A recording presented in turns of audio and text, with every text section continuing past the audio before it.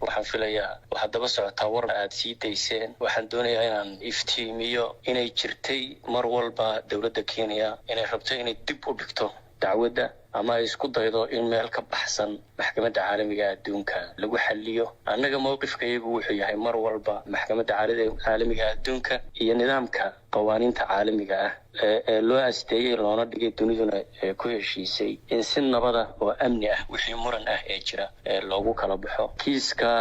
dacwadda badda oo muddo soo jiitamiyo soo socday waxaa gacanta ku haysa maxkamadda caalamiga adduunka waxaanu u ballansan yahay 8 Juun ee nagu saacadan hadii la hayro laakiin sida waraaqaha ay BBC-du aragtay ku xusan oo aad idinkuna ka biyadiideen waxa weeye in Kenya codsanaysay duruufo jira awgeed oo coronavirus-ku uu ka mid yahay oo aanay dadkii meel isugu iman karin dhaqaale buurana aanay haatan u haynin in ay qareeno iyo looyaro ku kiraysato sababtaasi miyaanay macquul u ekayn horta dacwadda 2 goor hore ayaa ugu yaraan dib loo dhigay oo ay Kenya codsatay September oo aanu u tagnay in dacwadda xilligeedii ballansanaa maalmo ka hor ayay cayrisay looyaradii u doodayay ay ku doodeen qareenada inay u xeydiyeen tabashooyin ay ka qabaan awgeed waqtiga waxay codsadeen sanad annagu waxaanu taagneen qoraalkii aanu gudbinay iyo doodii afkuba ay ahayd in xilligii loogu talagalay aan dib looga dhigin hase yeeshee maxkamadda go'aanka iyada iskale kiiska gaar ahaan Soomaaliya iyo Kenya oo badana waxa ay ka sheegtay madashii in aan mar dambe dib loo dhigi doonin waa run in dunida hadda cudurkaasi uu ka dilaacay aan maqal furan oo maxkamadda gudaheeda aanay dhici karahaynin isu socodkii aanu jirno duulimaadyadii lagu tagi lahaa hayg aanay shaqaynahayno inay jirno dal walba oo albaabadu u xiran yihiin hase yeeshee maxkamaddu waxay soo saartay in shaqadeedii ay wadi doonto habka maqalka iyo muuqaalkaana ay dacwadaha ku dhageysan doonto bisha June dalal dhowr ah ayaa dacwadahooda lagu dhageysanayaa maqal iyo muuqaal ilaa hadda halkiis ayay ku dhageysatay markhaatiyana way ku dhageysatay maxkamadda maqal iyo muuqaal marka annaga waan ka hor nimid waan diidnay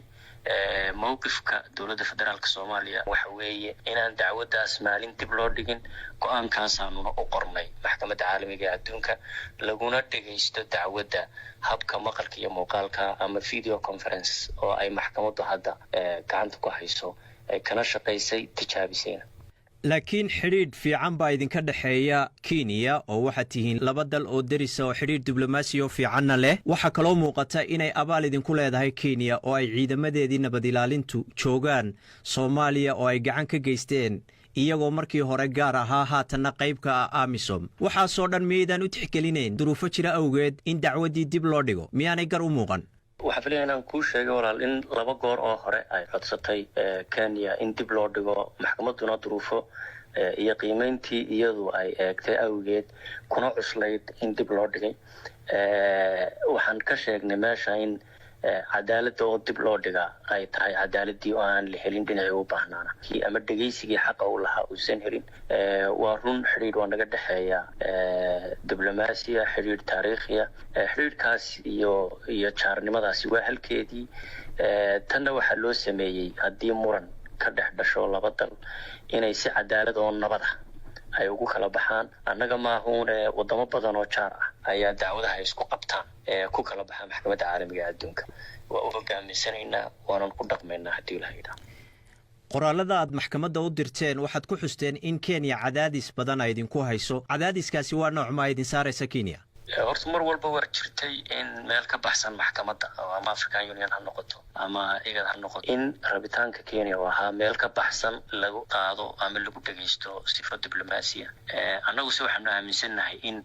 ay tahay arintaas in la soo afjaro maxkamadda gacanta ku haysaana ay ka gar noqdo qofka Soomaaliga wuxuu isweydiinayaa maadaama ay Kenya leedahay dhaqaale ku filan oo aanu qareeno ku kireysano ma haysano Soomaaliya oo aan ognahay dhaqaalaheedu sidoo yahay marka la barbar dhiga Kenya idinku kharashkaas xageed ka keenaysaan iyadoo duruufo badan ay jiraan oo haatan kharash inaad gelisaan loo baahan yahay adeegii caafimaadka iyo hawl kale